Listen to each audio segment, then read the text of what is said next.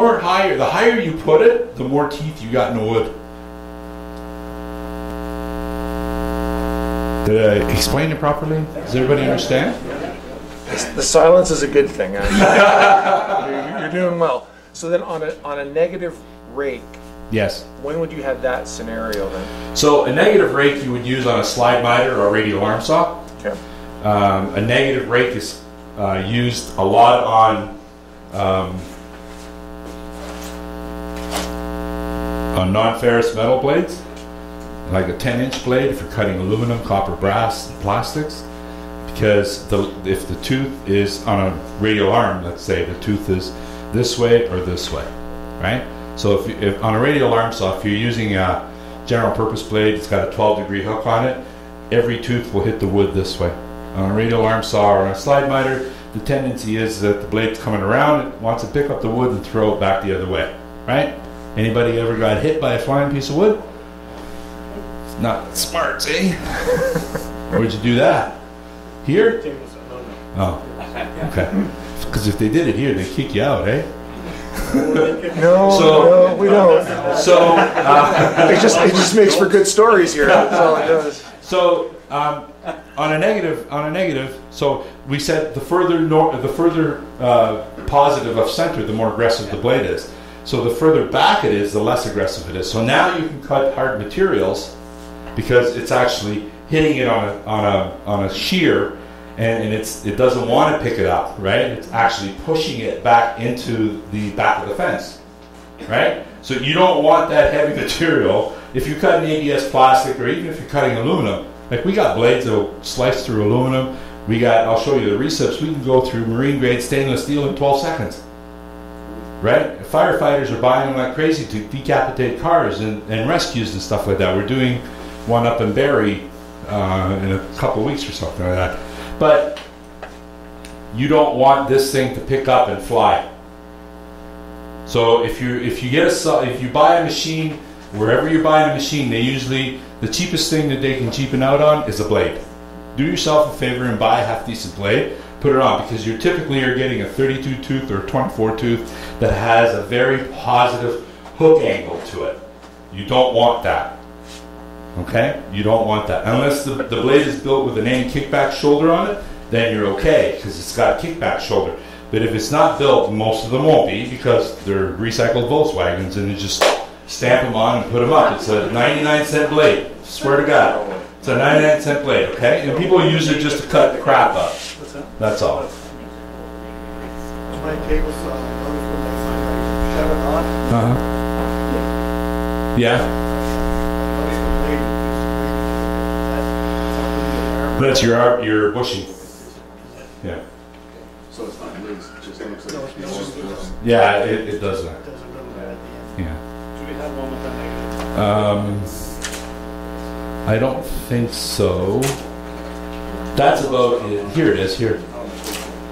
So this is a non-ferrous, it's a 7 1/4, and unfortunately I can't take it out because they're heat sealed. I mean, I can cut it if we want. But. So if you look at it, it's sitting a couple of degrees backwards of center. Even if it's at 0, you're good. So a negative, or oh, sorry, cameraman. I don't do cameras. It takes a bit to get used to. Yeah. So the blade, the tooth sits a few degrees behind center. Okay, so that doesn't make it very aggressive, especially. So this is on a circular saw. You're trying to cut aluminum. You should clamp it all down and everything. But on a miter saw, it's -5 degrees or 7 degrees, depending on the 10-inch blade that you're buying. So the further back of center, the less aggressive the blade becomes. The further forward of center, the more aggressive it becomes. Well, while you've got the package up, one of the things I want to try and explain to you guys is your packaging is very detailed. Yes. What should they look for when they're going to buy a blade? Because I know you've got a lot of information on there. So the first thing, what you have to identify is what machine is going on and what your applications are. Yeah. So as I said before, we make 37 different blends of carbide. So if you're consistently cutting melamine, then you're going to pick up a blade that is good for melamine and MDF, because we build the carbide to withstand the punishment that blade, the teeth will go through. If you're doing a lot of woodworking, as you guys do, you're doing a thick stock, then you get a thick stock rip, a ripping blade, and then you can get a precision 80 tooth cross-cutting blade, because the teeth are blended, the carbide is blended, and the teeth are orientated so that you have the proper cut, and it cuts and it shears and it cuts clean and crisp all the time. The blade that's going around there,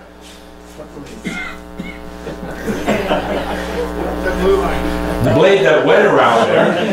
It's funny, he was looking in his pockets just to make sure. That's it's a different configurations. It's a flat top and a triple chip. So now you have a flat top tooth, and then you have a triple chip tooth that's ground on 3 sides. We use a lot of that to cut heavy material hard. This stuff here will do up to an inch and 1/8, I think, thick stock. Like we're doing bird's eye maple and babinga wood and stuff like that. You get no swirl marks whatsoever, and then the thin kerf will go higher. There is a thick stock rip that will do up to 2 3/4, and it'll shear through it like a hot knife through butter. But they're at an alternate bevel. This one's a triple chip, so what it does is cuts and then the cleaner behind, cuts and the cleaner behind, so you get a nice crisp clean. So what is not leaving the swirling is the triple chip, because it's got the 3 side grinds. Okay, this blade here, if you've seen a lot of magazines out now, everybody's going, and I'll take this out and I'll pass it around, and you need to see this. It's phenomenal. This, they call it the tracking point blade. So it's a framing blade. The demos that we do with this will make you cringe. We take a 3-foot section of 2 by 12.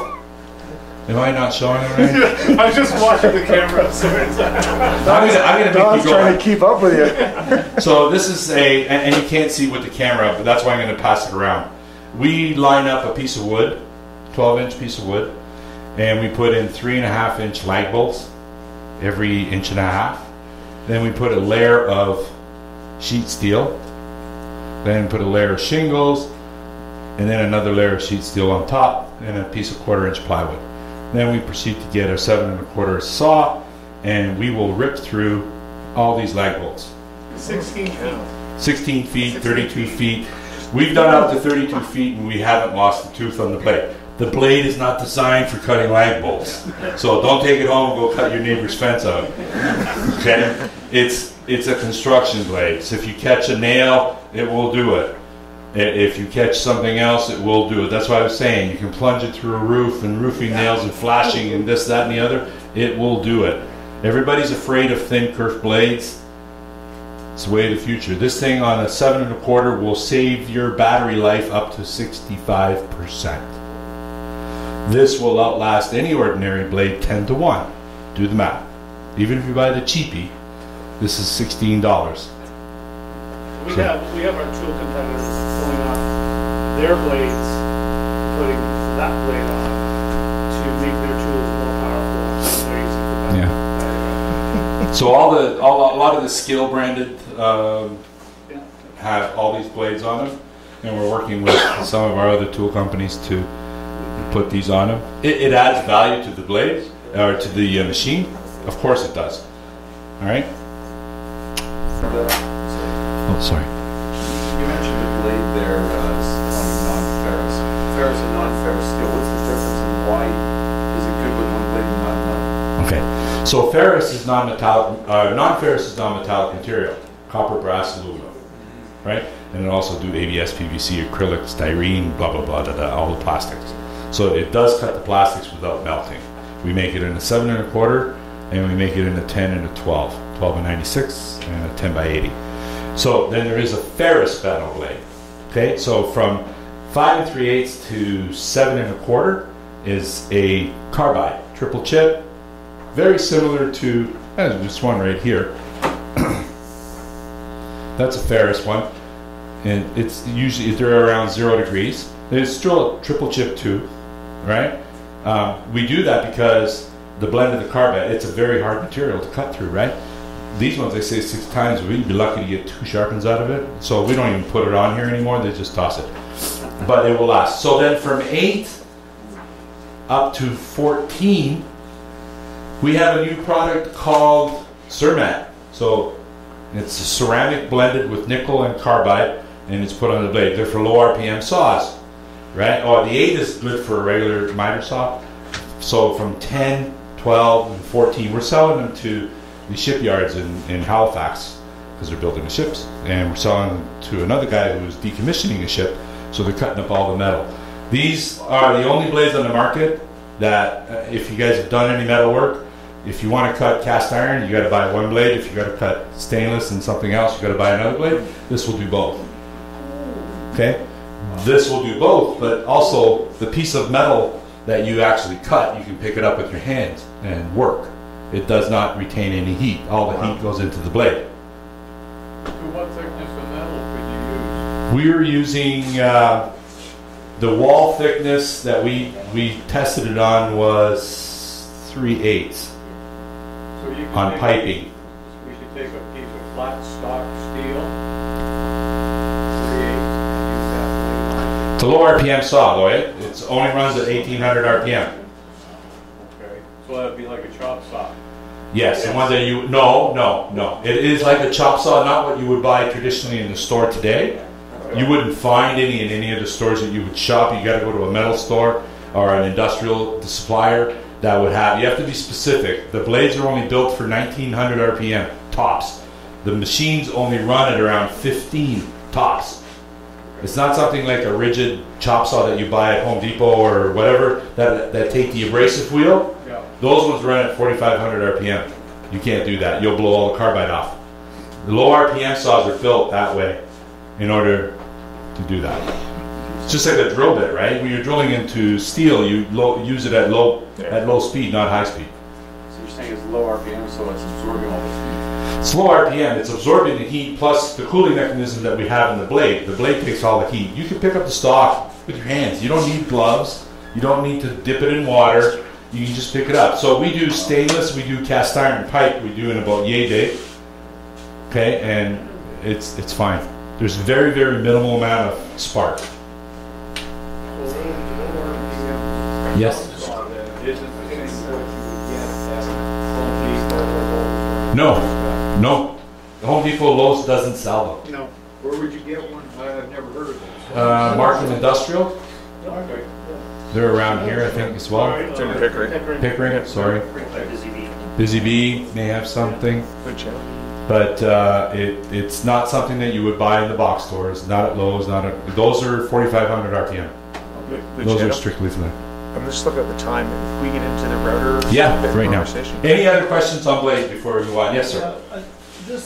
This one here really intrigues me. This Hardy blade. Where the heck would you use that?